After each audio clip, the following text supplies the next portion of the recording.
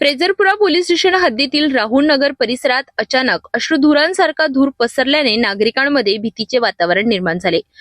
धूर इतका तीव्र होता की घरामध्ये असलेल्या नागरिकांना डोळ्यांची जळजळ होऊन ते बाहेर पळाले, तर रस्त्यावरून जाणाऱ्यांच्या डोळ्यातही अचानक अश्रू येऊ लागल्याने एकच खळबळ उडाली।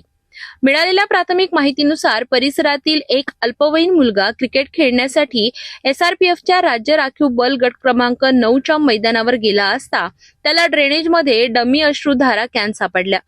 हा कॅन तो घरी घेऊन आला आणि उत्सुकतेपोटी तो तोडल्याने अचानक अश्रुधूर बाहेर पडला। या धुराचा परिणाम तब्बल 100 मीटर परिसरात जाणवला। डोळ्यांची जळजळ, श्वास घेण्यास त्रास, त्यामुळे नागरिक घाबरून घराबाहेर पडले। घटनेची माहिती मिळताच फ्रेझरपुरा पोलीस स्टेशन पोलीस निरीक्षक सिरसाट हे पोलीस ताफ्यासह घटनास्थळी दाखल झाले। काही वेळातच पोलीस उपायुक्त धुमाळ यांनीही घटनास्थळी धाव घेतली। परिस्थितीची गांभीर्याने दखल घेत बॉम्ब शोध पथकाला पाचारण करण्यात आले। पोलिसांनी तात्काळ परिसर सील करून नागरिकांना सुरक्षित अंतरावर हलविले। या प्रकरणी चौकशीसाठी 2 अल्पवयीन मुलांना ताब्यात घेण्यात आले असून त्यांना सोबत घेऊन पोलीस राज्य राखीव बल क्रमांक 9च्या मैदानावर तपासणीसाठी पोहोचले। दरम्यान घटनास्थळी शेकडो नागरिकांनी मोठी गर्दी केली होती।